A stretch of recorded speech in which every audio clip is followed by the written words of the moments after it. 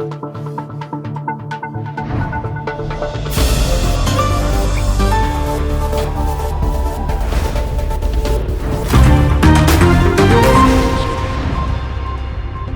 na ang may init na aksyon sa Customs Check.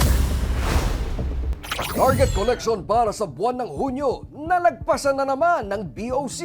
Kita sa unang 6 na buwan ngayong taon, pumalo na sa halos kalahating trilyong piso.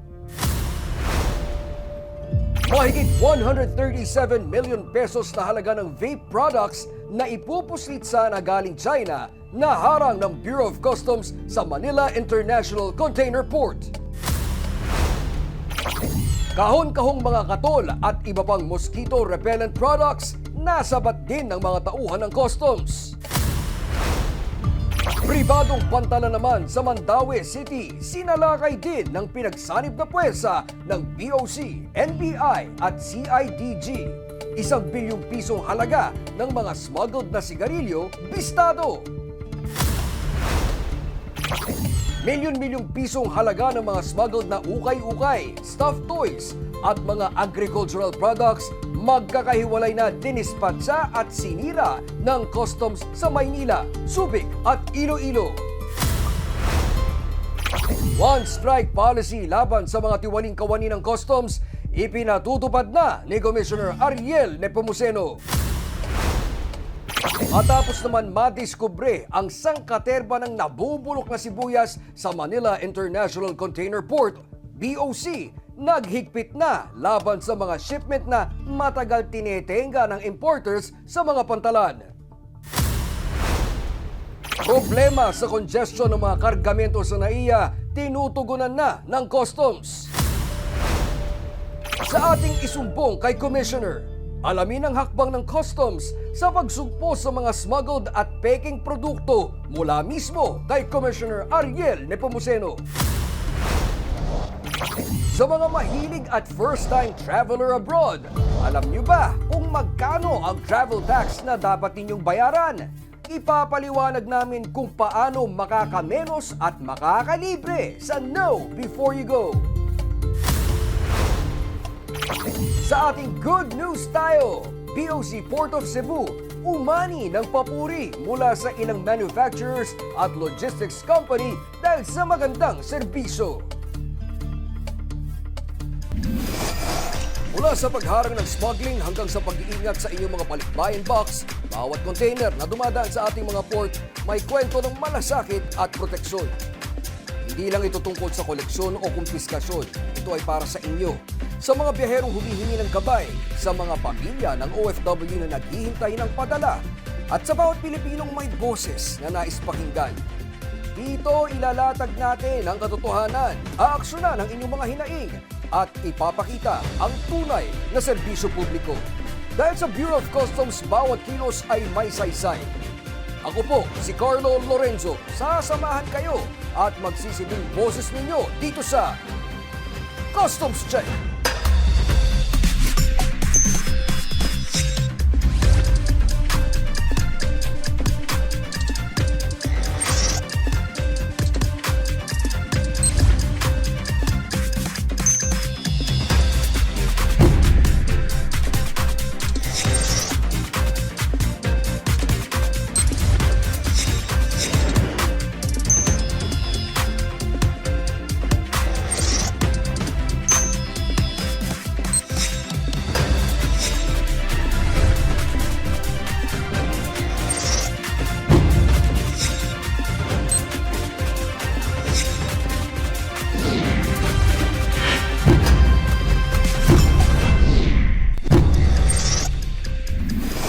Sa Bureau of Customs, hitik ang mga aksyon at serbisyo publiko para sa proteksyon at kaligtasan ng bawat Pilipino.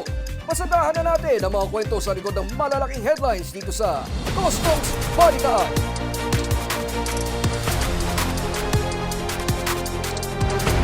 Simulan na natin ang balitaan sa patuloy na gumagandang collection performance ng Bureau of Customs. Nitong nagdaang Hunyo, nalagpasan ng ahensya ang target revenue nito. Katunayan, Sa unang 6 na buwan pa lang, halos kalahati na ng 1 trilyong pisong target collection ngayong 2026 ang kinita ng BOC. Narito ang report. Kumataw ulit sa koleksyon ng Bureau of Customs matapos mahigitan ulit ang target revenue nitong Hunyo. Sa datos ng Customs, umabot sa mahigit 86 billion pesos ang kinita ng ahensya noong nakaraang buwan.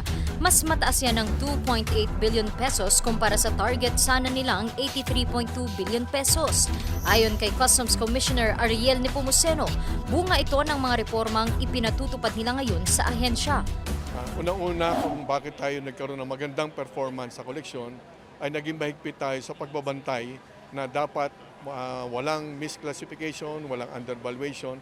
Binabantayan natin yung paano nagkakaroon ng computation ang ating mga tauhan. Kapag nakita natin na may mali o may pagkukulang, kagad natin silang sinisita.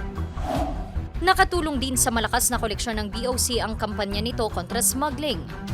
Mangolekta ng tama at yung mga bawal, huwag makapasok.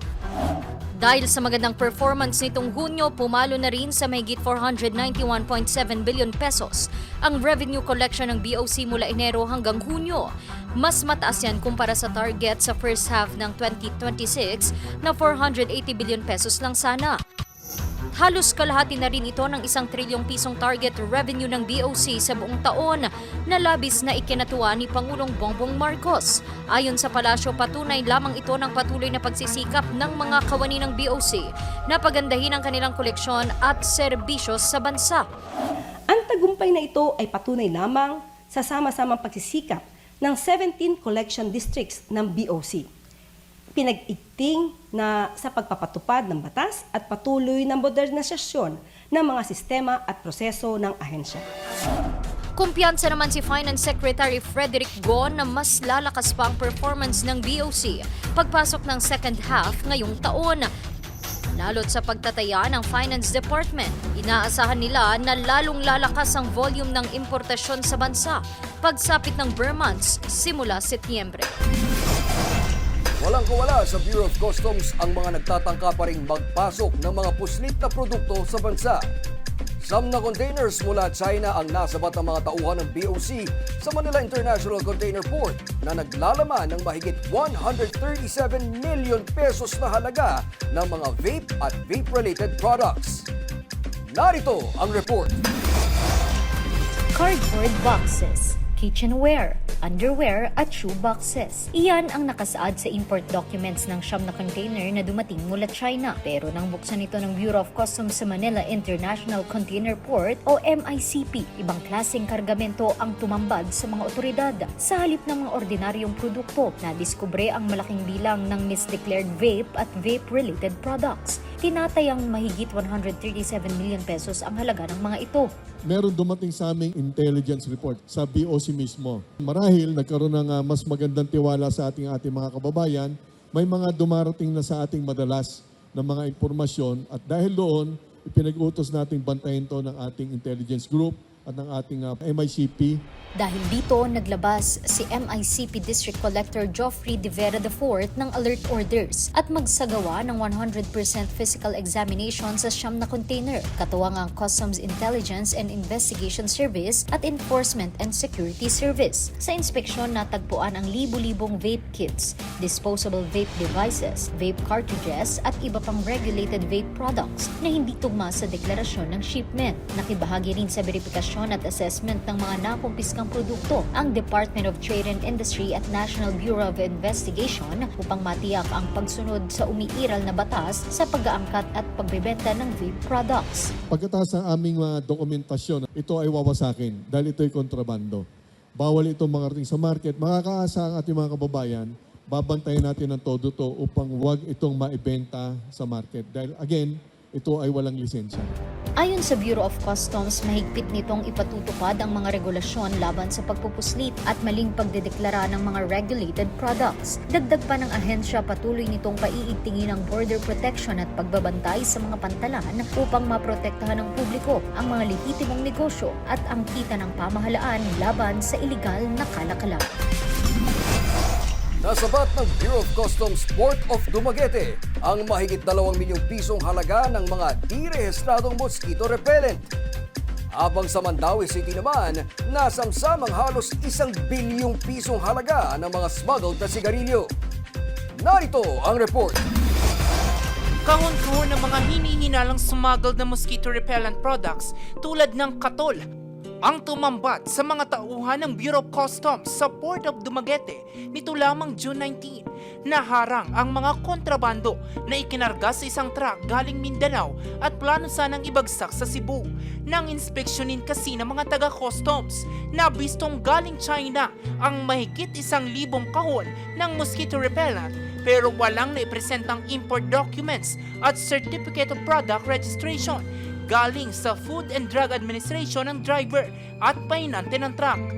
Dahil dito, agad na kinumpiska ng BOC ang kargamento at truck sa pagtataya ng ahensya. Aabot sa 2.1 million pesos ang halaga ng mga nasabat nilang kontrabando. Ayon kay Customs Commissioner Ariel Nepomuceno, hindi nila basta-basta hahayaang makalusot sa merkado ang mga ilegal na produktong gaya nito na posible pang maging banta sa kalusugan ng publiko. Kaya naman bukod sa mga international shipments, tinututukan na rin daw ng BOC ang pagbabantay sa mga domestic vessel na dumadaong sa kada pantalan. Katunayan, isang private war facility rin ang sinalakay ng pinagsanib na puwersa ng Customs, NBI at CIDG sa Mandaue City, Cebu nito lang nakaraang linggo, July 2. Pagpasok sa pantalan, tumambad din sa mga operatiba ang 25 container van na naglalaman ng 980 million pesos na halaga ng mga smuggled naman na sigarilyo. Agad sinamsama mga kontrabando. Patuloy naman ang imbestigasyon ng mga otoridad upang matukoy ang mga responsable at mapanagot ang mga sangkot sa ilegal na kalakal ng sigarilyo sa bansa. Sa halip na maibenta sa mga tiyangge, sa malalim na hukay bumagsak ang milyon-milyong pisong halaga ng mga smuggled na ukay-ukay na nasabat ng Bureau of Customs Port of Iloilo. May paalala rin ang BOC sa mga parokyano ng mga ukayan na iligal pala at banta rin sa kalusugan ng mga mamimili. Narito ang report. Gamit ang backhook, sabay-sabay dinispatcha ng mga tauhan ng Bureau of Customs Port of Iloilo ang mahigit 2,000 bitkis at mga nakasako at nakakahong mga smuggled na gamit at damit o ukay-ukay na nasabat nila sa magkakahiwalay na operasyon sa Bacolod City. Inilibing sa malalim na hukay sa Iloilo Sanitary Landfill ang mga kontrabando para tiyaking hindi na mapapakinabangan at mailalabas sa merkado. Ayon kay District Collector Noli Santua Jr., June nasabat ang mga kontrabando sa 2 magkahiwalay na bodega sa Bacolod na aabot sa mahigit 15 milyong piso ang halaga. These are considered smuggled because it fails to pay the required duties and taxes allowed by law.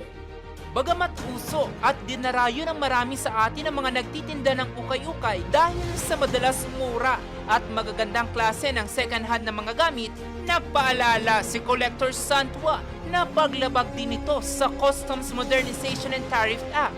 Gayon din sa Republic Act 4653 o ang Used Clothing and Rugs Importation Act dahil sa posibleng banta nito sa kalusugan ng publiko. As we all know, ukay-ukay are pre-loved clothing, clothes.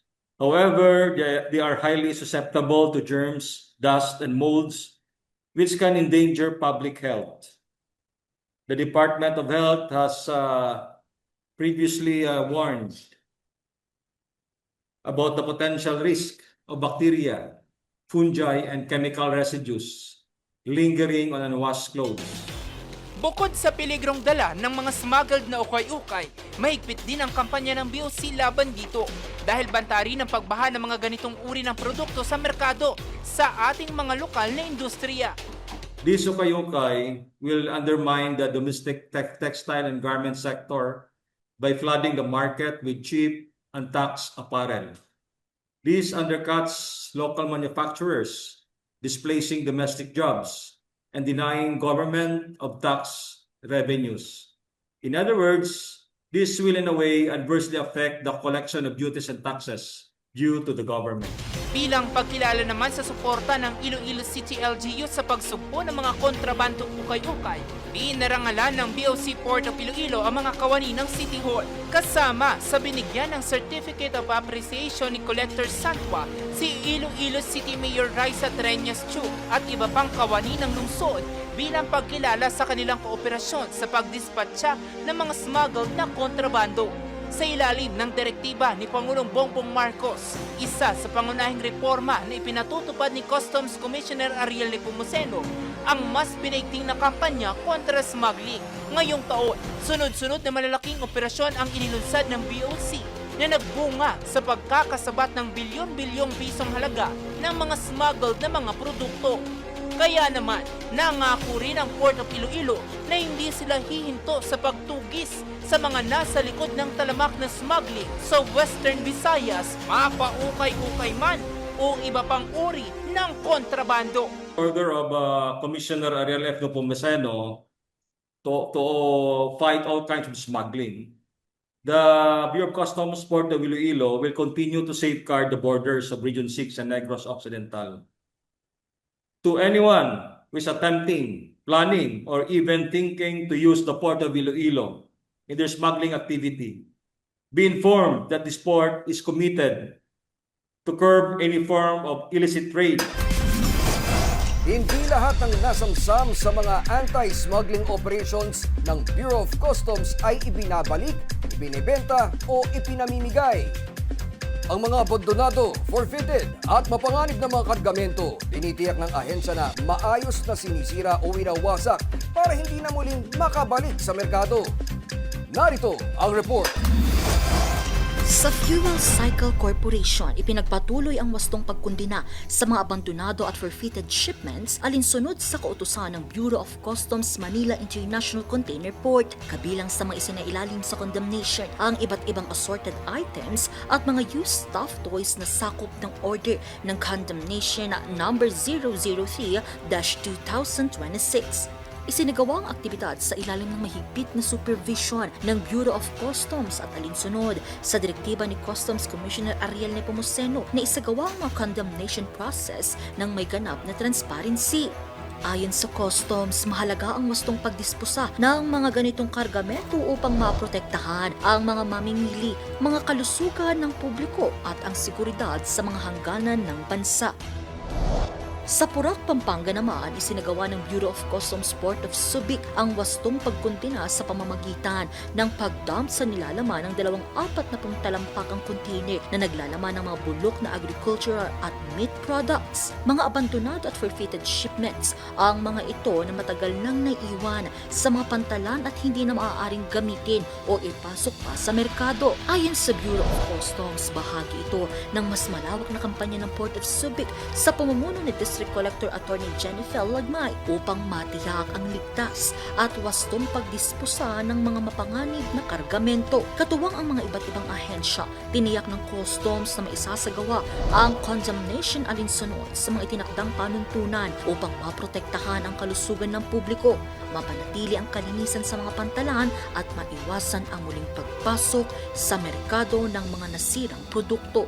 Sa pamamagitan ng mga ganitong operasyon, patuloy na pinaiigting ng Bureau of Customs ang wastong paghawak at pagdisposa ng mga abandonado at forfeited goods bilang bahagi ng kampanya nito para sa border security, consumer protection at responsableng pamamahala sa mga pantalan. Nag-abiso ang Bureau of Customs sa mga importer at iba pang stakeholder sa pagbabalik ng excise tax rates para sa kerosene at liquefied petroleum gas o LPG simula nitong July 8. Ito ay matapos ipaalam ng Department of Energy na ang one-month average ng Dubai crude oil price noong Hunyo ay nasa $79.45 kada bariles, mas mababa sa itinakdang $80 na threshold. Alinsunod sa Executive Order No. 114, otomatikong ibabalik ang excise tax rates na nakasaad sa National Internal Revenue Code para sa lahat ng importasyon ng kerosene at LPG na inilodge simula July 8. Pinapayuhan ng BOC lahat ng importers, customs brokers, petroleum companies, warehouse operators at iba pang apektadong sektor na tiyakin ang pagsunod sa ipatutupad na excise tax rates. Nagsagawa ng boarding formalities ang Bureau of Customs sa 2 international cruise vessels bilang bahagi ng pagpapalakas sa border security at maritime tourism. Inspeksyon ng BOC Port of Apari ang MV Heritage Adventurer nang dumaong ito sa Calayan Island nitong June 28. Layunin nitong matiyak ang mga batas sa customs sa tulong ng Bureau of Immigration, Quarantine at iba pang ahensya. Bantay sarado rin ang Port of Salumage sa Ilocos Sur kung saan isinailalim din sa parehong clearance procedures ang MV Island Sky noong June 25. Ayon sa Customs, maayos at mabilis ang proseso dahil sa maayos na koordinasyon ng mga otoridad habang patuloy na pinangangalagaan ang seguridad at turismo sa mga pantalan. Susunod, mga tiwaling kawani ng customs sibak agad sa ilalim ng One Strike Policy ni Commissioner Ariel Nepomuceno. BOC Port of Cebu may bago ng District Collector, kilalanin. Makasaysayang pag-export ng Guimaras Mango sa Europa pinangasiwaan ng Bureau of Customs. Yan at iba pang balita sa pagbabalik ng Customs Check.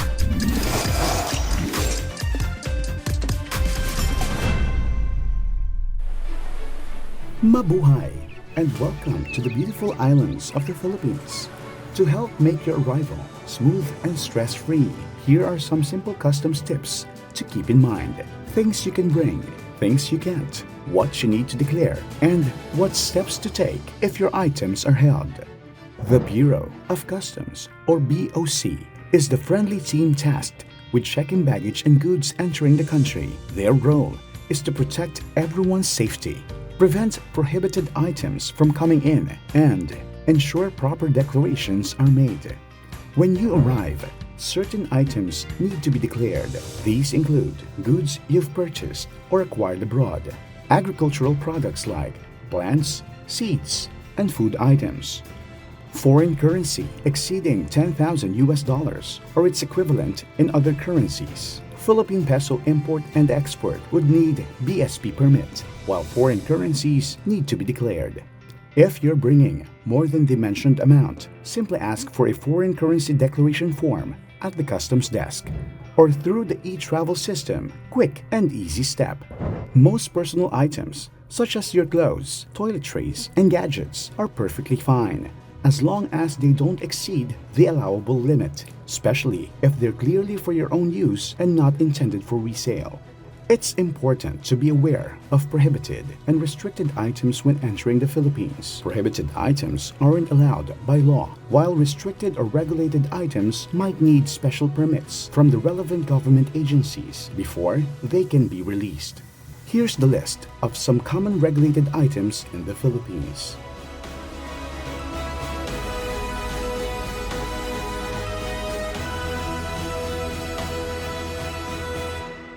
Customs officers might need to hold or confiscate something from your baggage. Don't worry, it's all part of the process. To avoid these hassles, check regulatory agencies for specific limits as the implementing agency, while the BOC is required to follow and implement prescribed limits. Confiscated items are turned over to regulatory agencies, while others are subject to BOC disposal through donation, auction, or condemnation. If you need help, you can contact the Bureau of Customs Customer Assistance and Response Service, hotline number 02-8705-6000, email boc.cares@customs.gov.ph.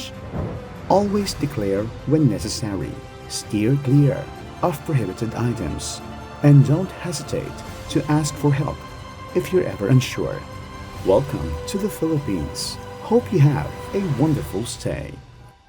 A public service announcement from the Bureau of Customs. Protection in action. Service you can count on. Your voice matters. Report issues or feedback directly to the Commissioner. The Bureau of Customs. Integrity in service.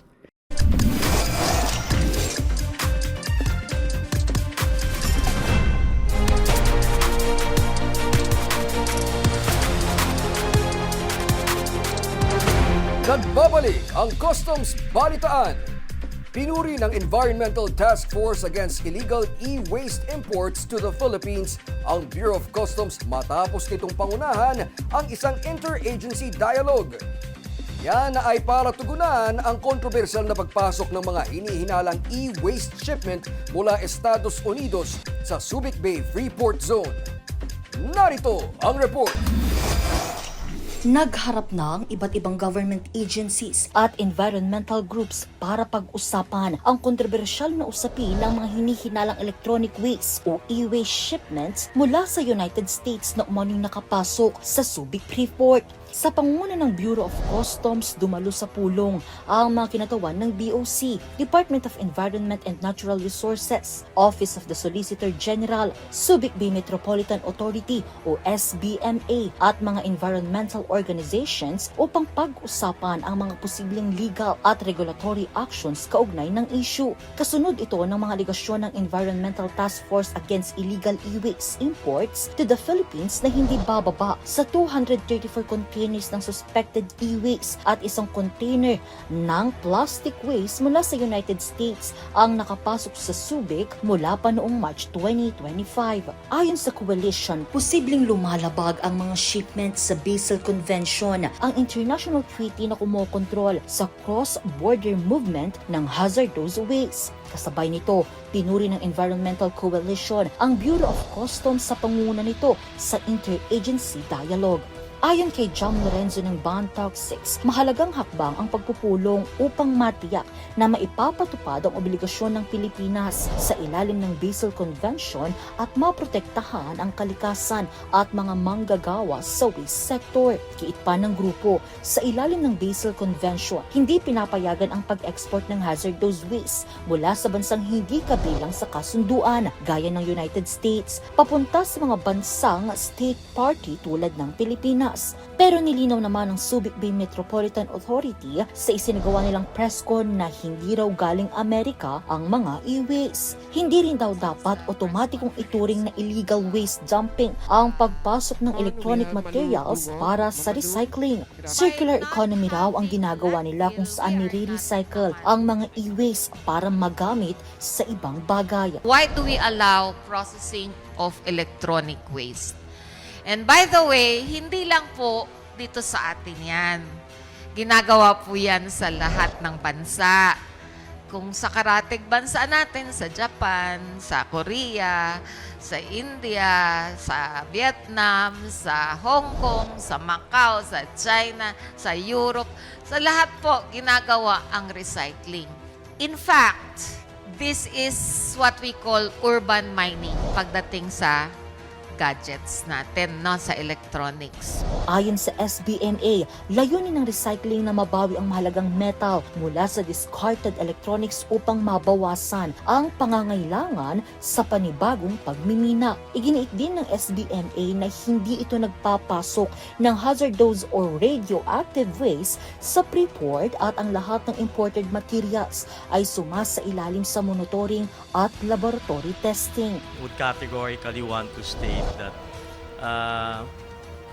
the agency does not allow the entry of hazardous waste, no? Or e-waste, and more so for if there's anything that is radioactive, that is definitely not allowed by the agency. Sa panig naman ng Bureau of Customs, sinabi ni Customs Commissioner Ariel Nepomuceno na layunin ng interagency meeting na malinawan ang papel ng bawat ahensya at matiyak na ang lahat ng hakbang ay naaayon sa umiiral na batas habang nagpapatuloy ang judicial proceedings. Ang obligasyon ng BOC ay ipatupad ng mahigpit kung ano ang regulasyon na gustong mangyari ng mga iba't ibang departamento. Dito sa kaso ng Subic, dito sa e-waste na tinatawag, ang pulisiya ng DNR ang dapat namin ipatupad. Dito kasama na rin kung ano ating mga obligasyon do sa mga international agreements or kasunduan natin sa iba't ibang samahan sa buong mundo na ipatupad din natin dito sa BOC kung ano rin yung ating mga ipinangako na susundin para dito sa mga samahan ng iba't ibang bansa. Subalit ang pagdadaanan pa rin yan dito sa kaso ng e-waste dito sa Subic ay ang DENR. Meron tayong obligasyon muli na patupad ang DNR policy at ganun din ay maisama din kung ano rin ang ating obligasyon sa international community na pinirmahan natin bilang bansa na maintegridad itong mga international treaties. Sa pagtatapos ng pulong, napagkasunduan ng mga ahensya at stakeholder na magsumiti ng kani-kanilang position papers sa BOC ngayong linggo upang masuri ang lahat ng legal, regulatory at policy options. Magpapatuloy rin ang interagency dialogue habang hinihintay ang magiging resolusyon sa issue. Nagpatupad si Customs Commissioner Ariel Nepomuceno ng One Strike Policy laban sa mga kawani ng BOC na masasangkot sa katiwalian o smuggling. Narito ang report. Bilang bahagi ng kampanya kontra korupsyon at smuggling, nagpatupad si Customs Commissioner Ariel Nepomuceno ng One Strike Policy laban sa mga tiwaling empleyado ng BOC. Sa ilalim nito, agad si Bakino aalisin sa pwesto ang sinumang kawani na mapapatunayang sangkot sa korupsyon, smuggling o anumang gawaing ikasisira ng integridad ng BOC. Git ni Nepomuceno, nananatiling prioridad ng Customs ang mas agresibong kampanya laban sa smuggling at katiwalian sa pagsisimula ng ikalawang taon sa BOC. Sinabi niyang hindi siya natatakot na magtanggal ng mga opisyal na mapapatunayang sangkot sa maling gawain. Malaki ang inaasahan sa ating mga kababayan. Alam nila na ang Bureau of Customs ay nasa gitna ngayon ng pagpipilit natin magkaroon ng pagbabago. Dahil dito, yung ating mga tauhan ay pinipilit natin sumunod sa tama, sumunod sa legal. Yung ating mga kasamahan na nagpupumilit pa rin na gumawa ng mali, hindi na natin pwede yan palampasin. Kaya nga naglabas ako ng kautusan at yan ay ginawa na natin yung tinatawag nating One Strike Policy. Dagdag pa ni Nepomuceno, malinaw na babala kontra smuggling ang sunod-sunod na pagkakasabat ng bilyon-bilyong pisong halaga ng ilegal na sigarilyo. Patuloy ring pinalalakas ng BOC ang pagbabantay sa borders dahil nagiging mas maparaan ang mga smugglers. Kailangan daw maging mas mabilis at mas matalino ang customs sa gitna ng mga bantang ito. Formal ng upo bilang bagong District Collector ng BOC Port of Cebu, si Attorney Zay Cari de Guzman. Angat daw ni de Guzman na gawing friendliest port sa bansa ang Port of Cebu. Binigyang diin niya ang kahalagahan ng pagtatrabaho na nakasentro sa respeto, tiwala, integridad at tunay na malasakit sa kapwa. Na-turn over na ni Alexandra Yap Lumuntad ang posisyon ng District Collector kay de Guzman.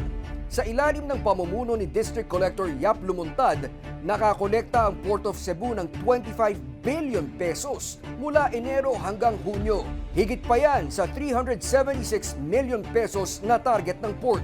Bukod sa magandang revenue performance, inayos din ng pantalan ang daloy ng kalakalan sa Cebu. Mas mabilis na ngayon ang proseso at clearance sa mga kargamento at mas mahigpit na paniningil ng karampatang buwis para sa mga ito. Pagdating sa anti-smuggling operations, pinaigting din ito ng Port of Cebu. Patunay rito ang pagkakasabat sa higit 30 container na naglalaman ng mga illegal na sigarilyo. Nagkakahalaga yan ng 1.84 billion pesos. Nakamit ang mga ito sa pamumuno ni Lumuntad na napromote bilang Service Director ng Financial Management Office ng BOC. Gate ni Lumuntad, resulta ito ng dedikasyon, integridad at commitment ng buong Port of Cebu. Kumpiyansa raw siyang patuloy na mamamayagpag ang Port of Cebu sa pag-alis niya dahil sa mahuhusay na kawani ng pantalan. Inutugunan na ng Bureau of Customs ang problema sa congestion sa mga kargamento sa NAIA. Apektado kasi rito ang pagpasok at paglabas ng imported goods, kabilang na ang mga shipment para sa semiconductor industry. Narito ang report.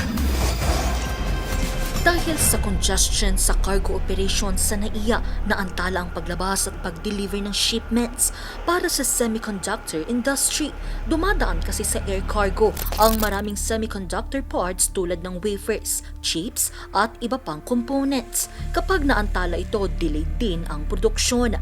Sa Pilipinas, malaking bahagi ng export economy ang electronics at semiconductor sector. Bilyong-bilyong dolyar ang electronics export ng bansa.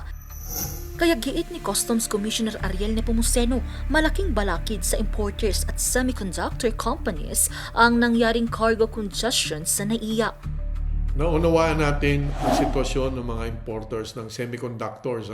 Mahalaga yan sa ating ekonomiya. Napakalaki ng kanilang naitutulong sa ating bansa. At ang nangyaring congestion dito sa NAIA ay malaking balakid yan sa kanilang operasyon. Paliwanag ni Nepomuceno, nagsimula ang pagsisikip sa cargo operations nang magkulang ang espasyo ng private operators ng warehouse sa NAIA.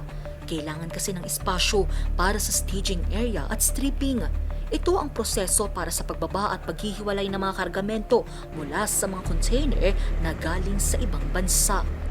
Dahil kulang ang kanilang espasyo, naipon yung mga pumapasok pang bago ng mga containers at hindi nila ito basta-basta mailabas at magkaroon ng stripping. Ibig sabihin yung iniisa-isa nila yung mga kargamento, hindi nila magawa yan dahil nga may kakulangan sa espasyo. Subalit linawin ko lang, yung naging problema dyan, yan ay ang naging kakulangan ng mga espasyo o lugar upang magkaroon ng operasyon yung mga nasa private sector. Hindi po Bureau of Customs yan. Subalit, dahil importante rin sa Bureau of Customs na matapos ang problema na to, pinamunuan ng ating mga tauhan na maresolba to. Natutugunan na raw ito ngayon ng Bureau of Customs. Nakipagpulong ang BOC sa mga apektadong sektor para maibsan ang cargo congestion. May ilang lugar silang tinukoy na maaaring maging panandali ang paglagyan ng mga paparating na kargamento. Nakapag-identify ng iba't ibang lugar na maaari namang gamitin kahit temporary, kahit panandalian upang maibsan o mabawasan ang problema dito sa congestion. Halimbawa, yung mga ilang lugar doon sa duty-free area at sa Columbia area, tinulungan naman tayo ng private sector at tinulungan tayo ng NIC. Pinagsama-samahan natin yan upang magkaroon ng solusyon yung nangyaring congestion dito sa area. Nagkaroon na ng improvements at magkakaroon din tayo ng pagpupulong pa upang yung mga long-term solutions ay mailatag natin upang wag maulit ang ganyang problema.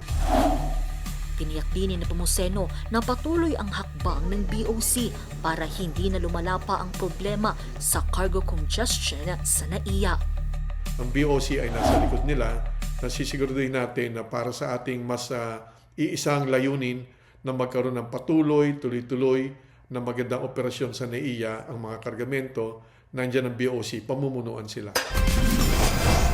Pinakunahan ng Bureau of Customs Port of Davao ang mga kawani nito kontra Human Papillomavirus o HPV. Ito'y para tiyaking maayos ang kalusugan ng kanilang mga empleyado.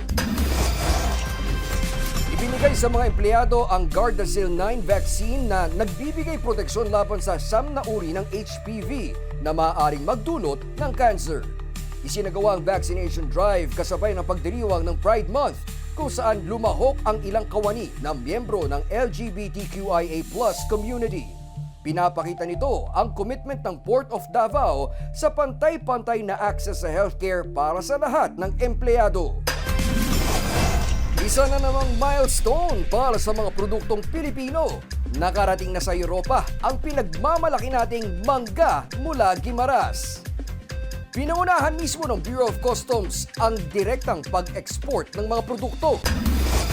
Pinangasiwaan ng BOC Port of Iloilo ang pagproseso sa makasaysayang shipment na sinalubong ng mga opisyal at kawani ng Philippine Embassy sa Belgium, the Netherlands, Spain, Germany, at France.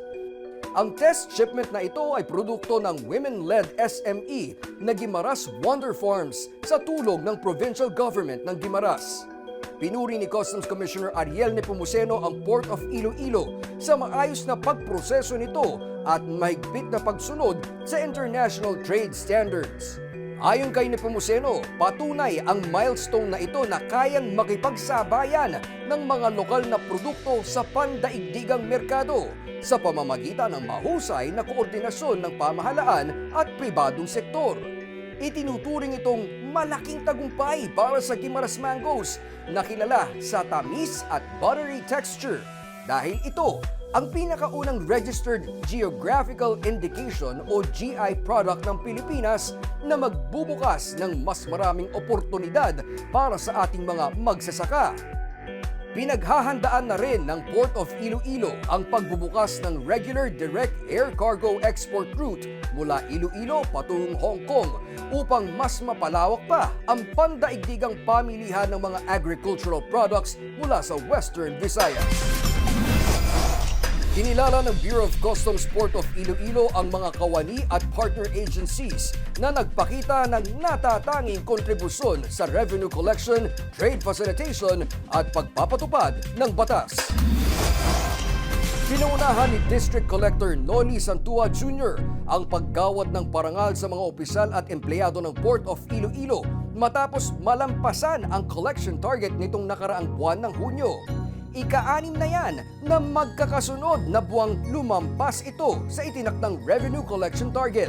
Pinarangalan din ang Auction and Cargo Disposal Unit, Condemnation Committee, mga kinatawan ng Commission on Audit at ang Iloilo City Police Station 5 dahil sa maayos na disposal ng mga nakumpiskang ukay-ukay noong June 29 to 30. Binigyan diin ng espesyal na pagkilala ang Export Division sa pangunguna ni Chief Evelyn Halandoon dahil sa matagumpay na pagproseso ng kauna-unahang export ng Geographical Indication Certified Guimaras Mangoes sa Europa. Kinilala rin si Acting Chief Josel Sira ng Port Operations Division matapos niyang makamit ang master's degree habang ginagampanan ang tungkulin sa Bureau of Customs. Ayon sa BOC, bahagi ang pagkilalang ito ng pagsusulong ng kultura, ng integridad, pananagutan at modernisasyon sa ahensya. At yan ang mahahalagang impormasyon na inyong dapat malaman at patuloy naming babantayan ang inyong Bureau of Customs, katuwang ninyo sa seguridad at tunay na serbisyo publiko. Hanggang sa susunod na Customs Balitaan. Susunod! Mga hakbang ng customs sa pagsumpo sa mga smuggled at peking produkto. Hihimayin sa isumpong kay Commissioner. Yan at iba pang balita sa pagbabalik ng Customs Check.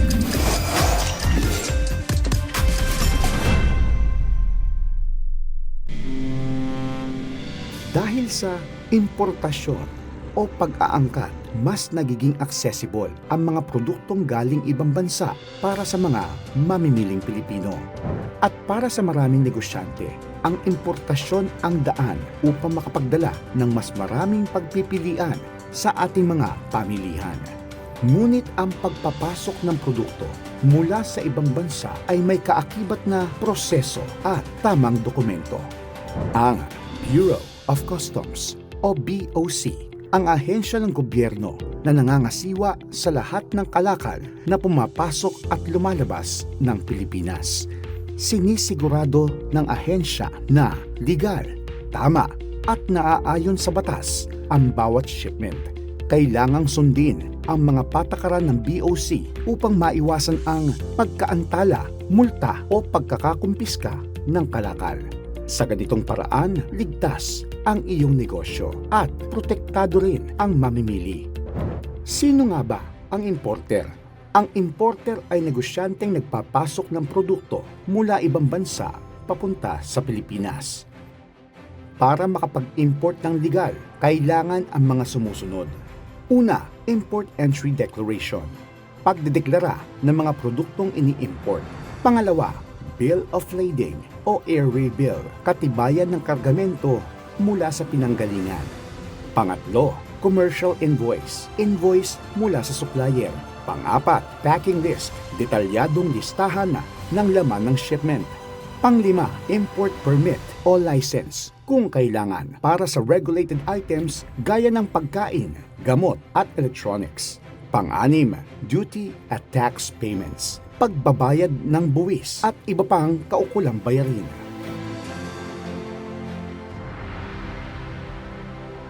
Narito ang simpleng proseso ng importasyon. Step 1, magrehistro sa BOC. Kumuha ng importer accreditation sa BOC. Step 2, ihanda ang mga dokumento, invoice, bill of lading, packing list, at import license o permit kung kinakailangan. Step 3, i-file ang Import Entry Declaration sa BOC E2M system o sa tulong ng customs broker, isang lisensyadong profesional na tumutulong sa pagproseso ng papeles. Step 4, Customs Inspection at Release.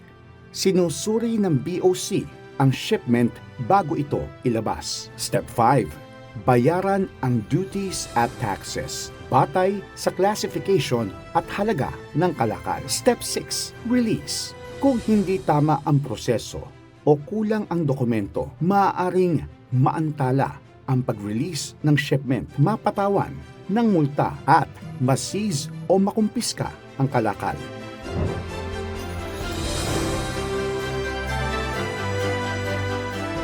Mga praktikal na tip sa mas maayos na importasyon, gumamit ng tamang HS code para sa classification. Siguraduhing kumpleto at legal ang dokumento. Kumonsulta sa Customs Broker o BOC Help Desk. Ang importasyon ay malaking oportunidad para sa negosyo. Ngunit ito ay dapat na legal, maayos at transparent upang maprotektahan ang iyong negosyo at ang buong pamilihan. Katuwang mo ang Bureau of Customs. Isang mensahe at serbisyo publiko mula sa Bureau of Customs. Tapat sa serbisyo, nagpapaalala para iwas perwisyo. May nais ka bang iparating kay COMA? I-report na yan kay COMA. Bureau of Customs. Serbisyong may integridad.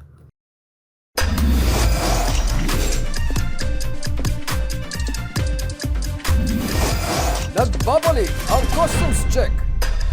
Mahilig ka pang mag-online shopping. Kaso, ang hirap na magtiwala ngayon. Baka ang nabili mong branded kuno, peke pala at hindi ito biro.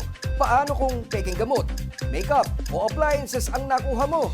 Pwede kang malason, masira ang balat o pagmulan ng sunog. Ito ang totoong pinsala ng smuggling sa atin.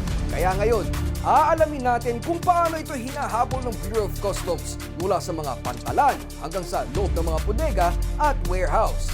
Ang pagtugon ng ahensya sa mga reklamo laban sa mga produktong peke na peligroso pa.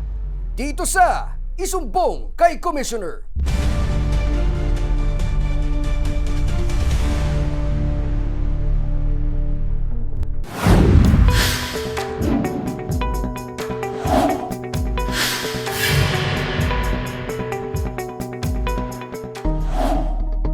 Hindi lahat ng matatagumpay na operasyon ng Bureau of Customs ay nagsisimula sa pantalan. Minsan, nagsisimula ito sa isang impormasyon, isang tip, isang sumbong, isang nagmalasakit na mamamayan.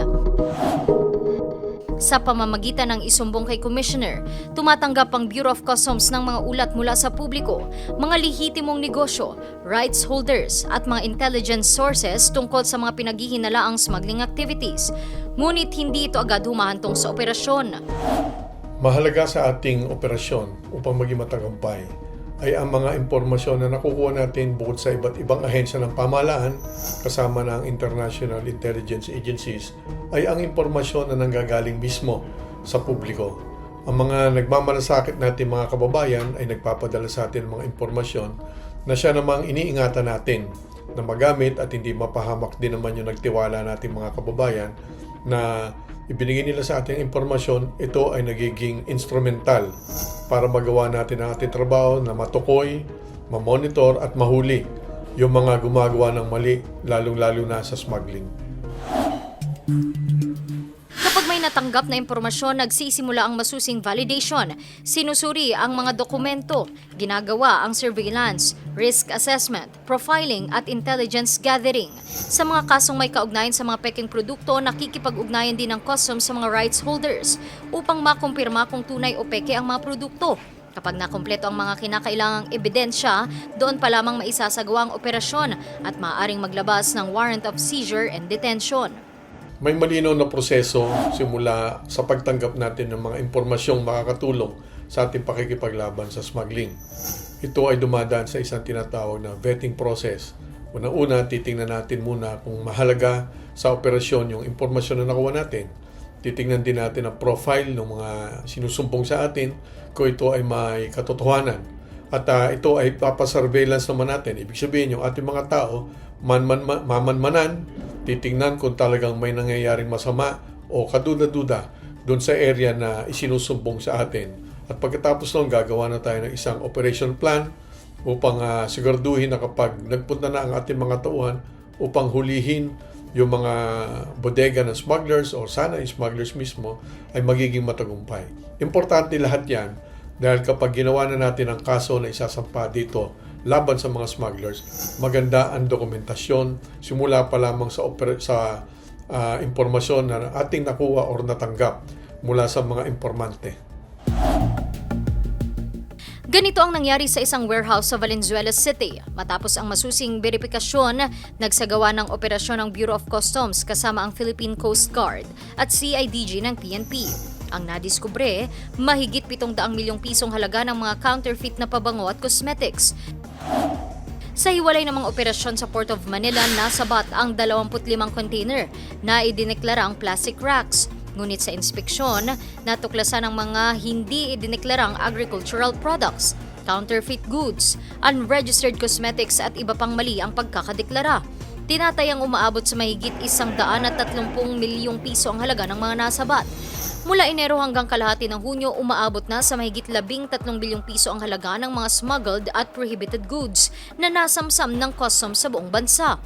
Pero hindi rin madali ang ganitong mga operasyon. Kadalasan, malalaking sindikato ang kaharap ng mga enforcement team. Alam niyo, lubhang delikado ang ginagawang operasyon ng ating mga tauhan. Lingid sa kaalaman ng ating mga kababayan, malaking peligro din ang pinapasok sa buhay ng ating mga tauhan. Dahil napakalaking mga sindikato ang ating kinakalaban. May pera sila, may impluensya sila, at meron silang motibasyon. Yun ay ang malaking kita na nakukuha nila dito sa smuggling. Kaya nagpapasalamat tayo sa ating mga tauhan at sila rin ay ating pinag-iingat simula dito sa impormasyon na ibinibigay sa atin. Kaya dire-diretso ang impormasyon, koordinasyon upang maging matagumpay ang operasyon ng ating mga tauhan at upang mapakulong natin yung mga nasa likod ng smuggling. Kaya mahalaga ang koordinasyon ng mga intelligence personnel, enforcement officers, legal team at iba pang katuwang na ahensya. Malaki rin ang papel ng mga nagsusumbong. Ang kanilang mga impormasyon ay pinananatiling konfidensyal at maaaring maging daan sa pagkakabuwag ng mga smuggling network. Pero hindi natatapos ang trabaho ng customs kapag nakalusot ang mga produkto sa mga pantalan. Sa pamamagitan ng letter of authority, maaari pa ring ma-inspeksyon ang mga warehouse, storage facilities at distribution centers kung saan pinaghihinalaang itinatago ang mga smuggled o counterfeit goods. Malawak ang kapangyarihan ng Bureau of Customs. Una-una, kaya naming hulihin yung mga nasa loob ng pantalan o ng ating international ports. Subalit yan ay kapag nakalabas na, napunta na sa warehouse ng mga gumawa ng mali o ng mga smugglers, pwede pa rin namin hulihin yan hanggang sa warehouse nila. May kapangyarihan ng commissioner, ako po yon, na mag-issue ng letter of authority. Yan ay parang search warrant na ibinibigay rin ng mga judge. Pareho yan, kahit ang aming mga tauhan, pwedeng pumunta hanggang warehouse, tindahan, pwede naming mahuli pa rin ang mga kontrabando o mga pinuslit ng mga smugglers. Hindi lamang mga malalaking kumpanyang nabibiktima ng mga peking produkto, apektado rin ang mga lehitimong negosyo, ang mga mamimili at ang pamahalaan. Dahil kapag nakalulusot ang mga ilegal na importasyon, nawawalan ng kita ang mga lehitimong negosyo, nawawalan din ng bilyong pisong buwis at duties ang pamahalaan, at mas nalalagay sa panganib ang mga mamimili dahil sa mga peking gamot, cosmetics at iba pang produktong hindi dumaan sa tamang pamantayan. Kapag natapos naman ang mga legal na proseso, hindi na ibinabalik, hindi binibenta o ipinamimigay ang mga nasamsam na counterfeit goods. Sa halip, sinisira ang mga ito alinsunod sa batas upang hindi na muling makabalik sa merkado. Tatlo ang napakasamang epekto ng smuggling sa atin. Una-una, hindi nagbabayad ng buwis ang mga yan, yung smuggling. Kaya maraming nawawalang pera na sana'y mapupunta para sa operasyon ng ating gobyerno at para sa mga proyekto sana sa ating pamahalaan na makakatulong sa ating mga kababayan. Pambili ng libro, paggawa ng ospital, paggawa ng mga classrooms, at iba't iba pang uri ng magagandang proyekto sana para sa ating mga kababayan ay nawawala. Pangalawa, meron ding mga posibilidad na ito ay delikado sa kalusugan ng ating mga mamamayan. Dahil nga wala itong mga permiso or permits, hindi ito nasusuri ng mga ahensya kagaya ng Department of Health, Department of Agriculture. Kapag ang mga ipinuslit na kargamento ay ginamit natin mga kababayan, hindi nakakasigurado tayo, yung mga gumagamit nito, hindi nakakasigurado na ito ay ligtas na gamitin. Mas malamang nga, delikadong gamitin ito dahil wala nga itong mga standard na sinusunod. At panghuli, ito ay importante. Ang smuggling, masamang epekto niyan sa mga lehitimong negosyante. Dahil ang mga lehitimong negosyante, nagbabayad sila ng tamang buwis, at sila sumusunod sa mga patakaran, nakakatipid yung mga kalaban nila smugglers. Ang mga smugglers, mas mababa ang presyo ng kanilang paninda. Ang nangyayari, natatalo ang mga lehitimong mga negosyante. Sana yung mga lehitimong negosyante, kung sila ay patuloy na uunlad ang kanilang mga negosyo, makakapagbigay sila ng tamang sweldo, kukuha sila ng mas maraming empleyado, mas maraming kababayan natin sana ang magiging tauhan at makikinabang sa lehitimong negosyante na gumagawa sana ng hanap buhay upang matulungan ang ating bansa at ang ating mga kababayan. Ang laban kontra smuggling ay hindi lamang tungkol sa paghahabol sa mga smugglers. Ito ay pagprotekta sa mga mamimili, sa mga lehitimong negosyo at sa ekonomiya ng bansa. At minsan, nagsisimula ang lahat sa isang simpleng sumbong. Kung may impormasyon kayo tungkol sa mga pinaghihinalaang smuggling activities, maaari ninyong idulog sa isumbong kay Commissioner. Susunod, para sa first-time travelers dyan, babayarang travel tax. Magkano nga ba? Alamin sa Know Before You Go.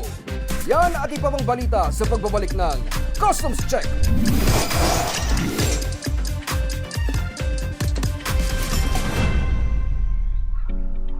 Kada araw, libo-libong produkto ang pumapasok at lumalabas sa Pilipinas. Pagkain, gadgets, gamot, sasakyan at kung ano-ano pa. Pero hindi lahat ng pumapasok at lumalabas ay sumusunod sa tamang proseso. Nagbabayad ng tamang buwis at taripa. At hindi lahat ay tapat ang deklarasyon.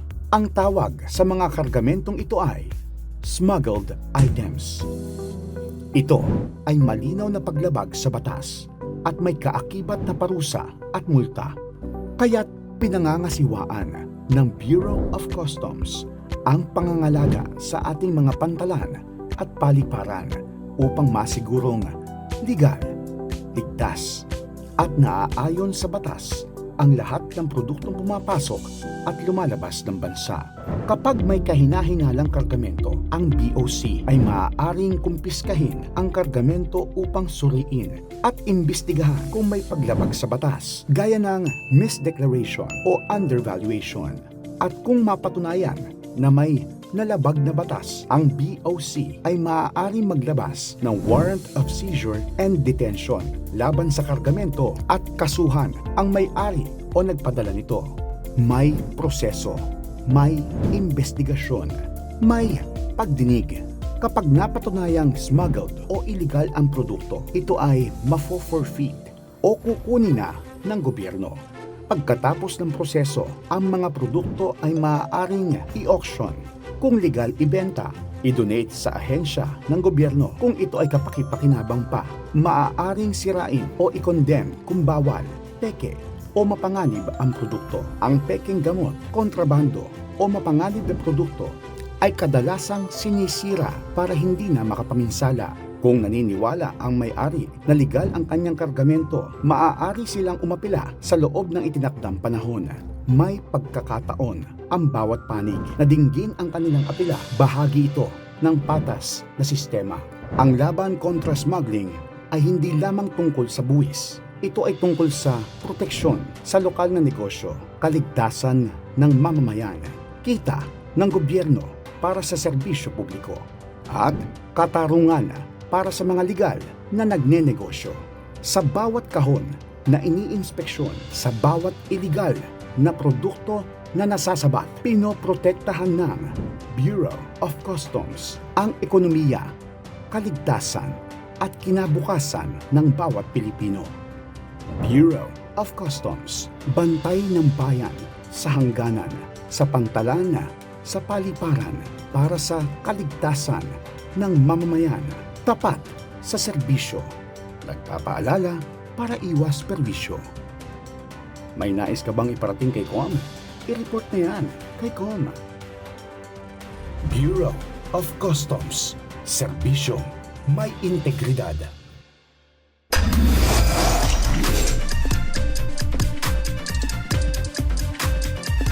Nagbabalik ang Customs Check. Excited ka na ba sa susunod mong flight abroad? Pero teka, alam mo bang hindi lahat tayo ay pare-pareho ang binabayarang travel tax sa airport? Ang totoo niyan, may mga pasaherong pwedeng makakuha ng malaking discount o kaya naman ay 100% tax exempt. Paano nga ba makatipid sa biyahe? Alamin natin yan dito sa Know Before You Go.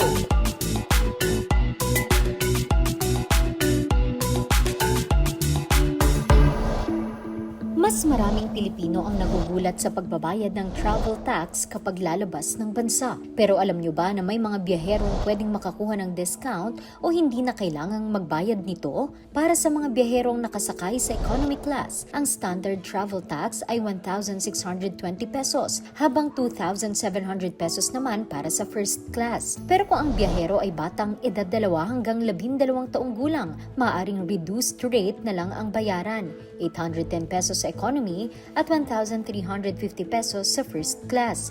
Habang ang mga dependent ng OFWs na kwalipikado ay 300 pesos lamang sa economy at 400 pesos sa first class. Exempted o hindi naman kailangang magbayad ng travel tax ang mga overseas Filipino workers o OFWs na may valid Overseas Employment Certificate o OEC, mga batang 2 taong gulang pababa, at mga permanent resident na mas mababa sa 1 taon ang pananatili sa Pilipinas. Kasama rin sa mga exempted magbayad ng travel tax ang ilang government officials, diplomats at United Nations personnel na nasa opisyal na biyahe. Maaaring mag-apply ng exemption or reduced travel tax online sa pamamagitan ng TIEZA bago ang flight.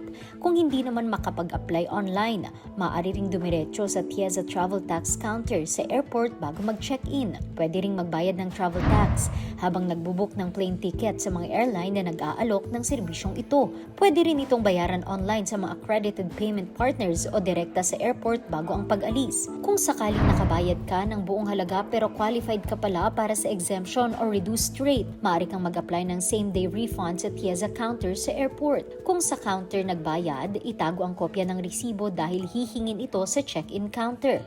Kaya bago ang biyahe, alamin muna kung magkano ang dapat mong bayaran at kung kwalipikado ka sa exemption o discount. Know before you go. Isang paalala mula sa Bureau of Customs para sa ligtas, maayos at stress-free na biyahe.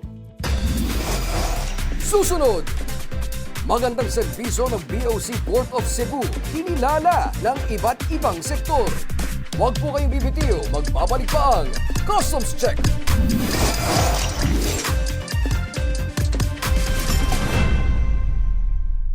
Madalas ka bang umorder ng imported goods at gusto mong malaman ang estimated na babayaran sa tax and duties ng produktong iyong binili? Sa tulong ng Bureau of Customs Online Tax Estimator, malalaman mo na ang estimated tax and duties na maaari mong bayaran. Narito kung paano. Una, i-type sa iyong web browser ang customs.gov.ph/estimator. Pangalawa, pagdating sa site, basahin lamang ang disclaimer at pindutin ang agree button. Pagkatapos ay pindutin lamang ang yes button para magpatuloy. Pangatlo, pagdating sa tax estimator site, sa ilalim ng goods description section, hanapin at piliin lamang ang uri ng produktong iyong idinedeklara para makuha ang porsyento na gagamitin sa pag-compute ng customs duty. Pang-apat, para makuha naman ang dutiable value, ilagay lamang sa FOB FCA value ang amount o halaga base sa foreign currency ng iyong nabiling item. Pagkatapos ay ilagay naman ang halaga sa pagpapadala o ang freight amount na nakalagay sa iyong invoice. Huwag kalimutang ilagay din ang current exchange rate ng foreign currency na ginamit sa pagbili ng iyong produkto. Ang halaga naman ng insurance ay automatic na i-compute sa 2% ng halaga ng produkto pagkatapos pindutin ang compute button. Panglima, kung ang iyong produkto ay sakop ng excise tax, sa ilalim ng other charges and costs section, ilagay lamang ang tamang halaga nito. Kung hindi naman ito sakop, iwanan itong blanco o zero value. Ang mga produktong sakop ng excise tax ay ang mga sumusunod.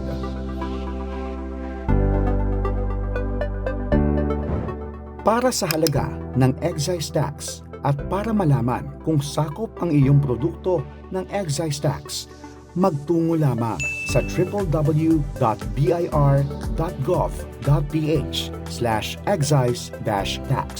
Panghuli, matapos ilagay ang mga hinihinging impormasyon sa bawat section ng tax estimator, pindutin lamang sa pinakailalim na bahagi ang compute button para malaman ang estimated na halaga ng iyong babayarang tax and duties. Makikita naman sa summary section ang lahat ng breakdown ng iyong mga dapat bayaran. I-check din sa notes section kung nais mong malaman ang detalyadong impormasyon kung paano kinocompute ang bawat babayaran. Siguraduhin lamang na tama ang binabayarang taxes and duties para maiwasang magkaaberya o maantala ang iyong produkto. Isang mensahe at serbisyo publiko mula sa Bureau of Customs. Tapat sa serbisyo, nagpapaalala para iwas perwisyo. May nais ka bang iparating kay COM? I-report na yan kay COM. Bureau of Customs. Serbisyong may integridad.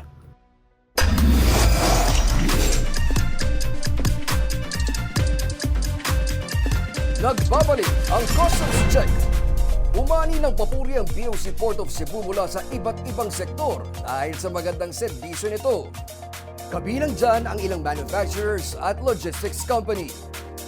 Narito ang report.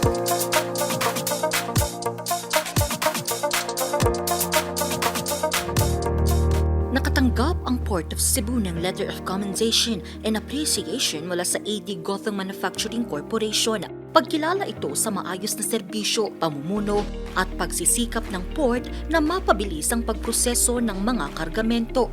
Ayon sa AD Gotham, mahalaga ang papel ng pantalan para sa pagpapanatiling maayos at legal ang daloy ng mga produkto sa Cebu. Kinilala rin ng Cebu Mitsumi Incorporated ang Port of Cebu dahil sa maayos at maaasahang serbisyo. Ayon sa kumpanya, nakatulong ang pantalan sa kanilang manufacturing at export operations bilang isang electronics manufacturer sa Danau City. Nakatutulong din daw ang serbisyo ng Port of Cebu para mapalakas ang tiwala ng stakeholders at ibang negosyante. Kinilala naman ng logistics giant na FLS Group ang Port of Cebu dahil sa mga hakbang nito na pabilisin ang customs procedures at mapahusay ang cargo clearance. Ayon sa FLS Group, nakatulong ang mas maayos na proseso ng pantalan para hindi maantala ang paggalaw ng mga kargamento. Alinsunod ito sa direktiba ni Customs Commissioner Ariel Nepomuceno na ipagpatuloy ang maayos na daloy ng kalakalan, tamang paniningil ng buwis at mahigpit na border protection sa mga pantalan.